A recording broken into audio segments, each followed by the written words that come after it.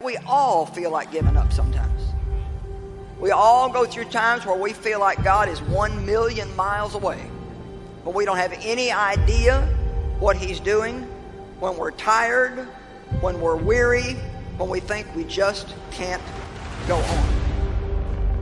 Most people are afraid to set great dreams and set big goals because of the fear of failure.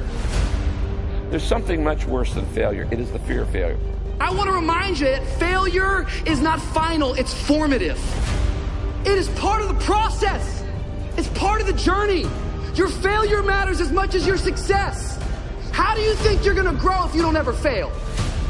Yet some of you have failed and you have decided, well, guess what? I'm a failure. No, failure is an event. It is never a person. I need you to make up in your mind that the only way you can lose is if you quit. I just need you to keep going. First, you cannot give up. When you enter into your long season, you've got to give it all you've got. When people go into a season of struggle, the first thing that they want to do is take a sabbatical.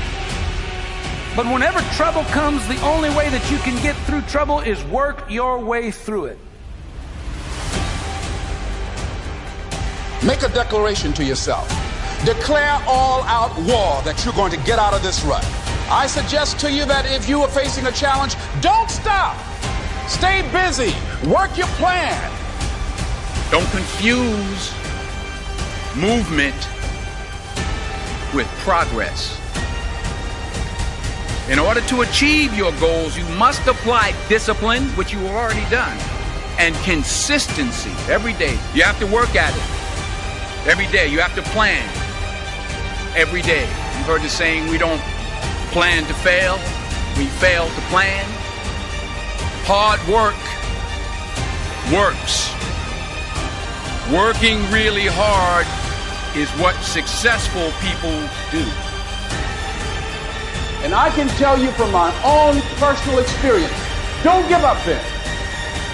Develop your own compass and trust it. Take risks, dare to fail. Remember, the first person through the wall always gets hurt. You're going to fall down, but the world doesn't care how many times you fall down as long as it's one fewer than the number of times you get back up. If you want to grow up, you want to be mature, there is no way to do it without pain. You can't grow up on easy street. And the very thing that discourages you is the very thing that develops you.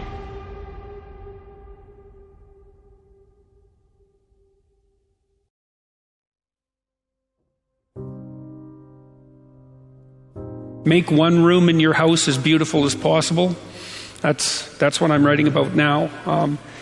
I talked a lot already about the necessity of cleaning your room, which is, in some sense a foolish piece of advice because it seems so obvious, but it's not obvious at all. And you'll find if you try it, especially if you're in a household that's not very functional, that you'll encounter obstacles that you couldn't imagine existed while you're trying to put your life in order. And you can take your surroundings beyond order and move towards beauty, and that's unbelievably useful because, while beauty calls people to their higher being, I would say, and to make friends with beauty is to introduce yourself very carefully to one of the mysteries of life that make it worth living. Now, we teach things that are generally not taught in school, as I already have said, but I want to talk about another little factor. 90% of the visits to medical doctors are directly or indirectly related to stress. 90%. My stress level, and I face as many deadlines as anybody you know. It's always a book production, a class I'm teaching, a seminar I'm presenting, and each one of them requires time and concentration.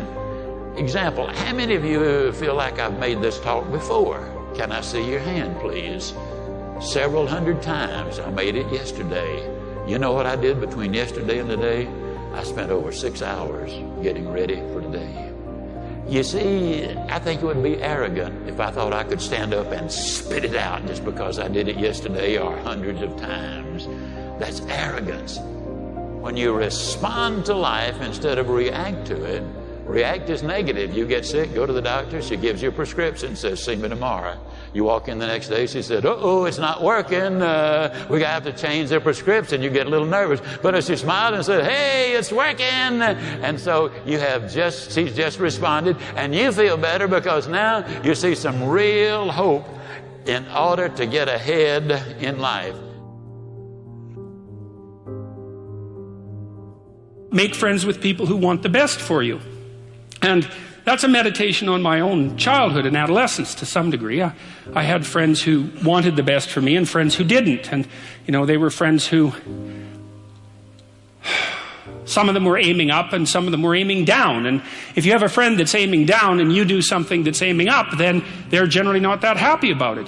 They try to top your accomplishment with one of their own, hypothetical or real, or put down what you're doing, or offer you a cigarette if you're trying to quit and you've kind of done that successfully, or a drink if you've been drinking too much and are trying to stop being an alcoholic, or they're cynical and bitter and devoted towards no good. And sometimes that's family members too, and sometimes it's even part of you, But this chapter is an injunction to people, is like you have an ethical responsibility to take care of yourself, you have an ethical responsibility to surround yourself with people who have the courage and faith and wisdom to wish you well when you've done something good, and to stop you when you're doing something destructive.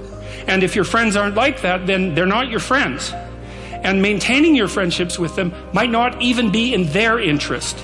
And so it's a tricky argument to make, because I'm not saying, whenever anyone's in trouble, you should, push them into a ditch and then give them a couple of kicks. That's not the idea. The idea is that, but I had a couple of rules I didn't write about. One was be careful about whom you share good news with, and another was be careful about whom you share bad news with. And those rules ring in people's minds quite quickly.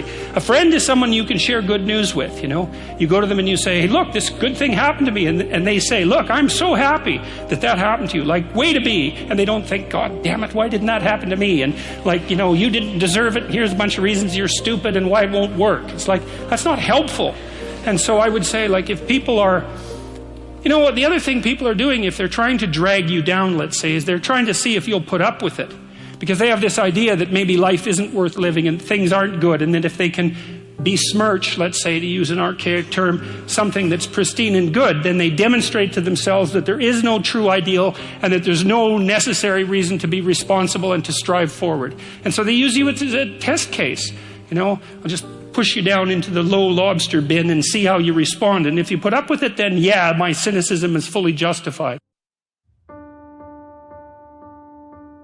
If you take people and you expose them voluntarily to things that they are avoiding and are afraid of, that they know they need to overcome in order to meet their goals, their self-defined goals.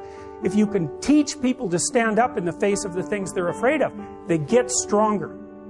And you don't know what the upper limits to that are, because you might ask yourself, if for 10 years, if you didn't avoid doing what you knew you needed to do, by your own definitions, right, within the value structure that you've created to the degree that you've done that, what would you be like?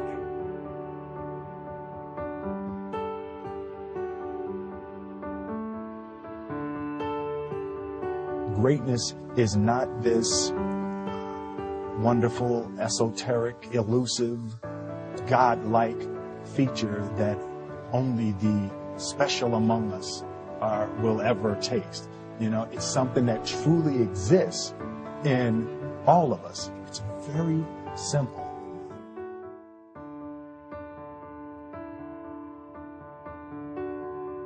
I told myself that this might be your current circumstances, but this will not be how the story ends. All you have to do, E.T., is to survive today. My glory, it doesn't happen in front of a crowd. It doesn't happen in a stadium. It doesn't happen on a stage.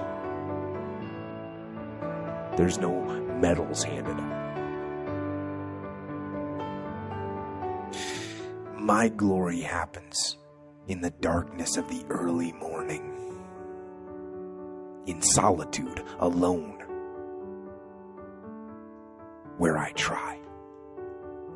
And I try and I try again to be everything that I possibly can be.